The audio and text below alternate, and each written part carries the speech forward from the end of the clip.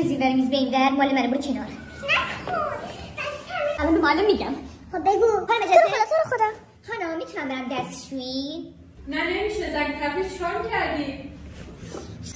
نگاه کن چقدر باحاله. چی باحاله؟ تازه یه دکمه داره یه جایی وقتی اونو میزنی میتونی باش پرواز بکنی. ببینم. ما بزنمش تو شارژ تاج نداره. به منم کیک میدی؟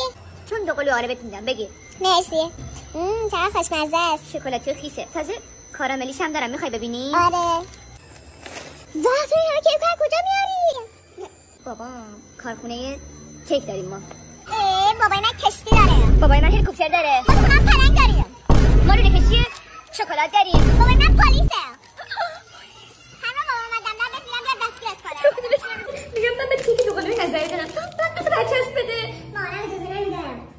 بابای ما میگه که شما همش الکی به ما میگین فردا 5 تومن بیارین، فردا 10 تومن بیارین، همش پولا رو بریم واسه خودمون. اما دیروز عروسی عمم بود خب، بعد دعوا شد، بعد زنم اونجور بود دستش محکم زد صورت عمم.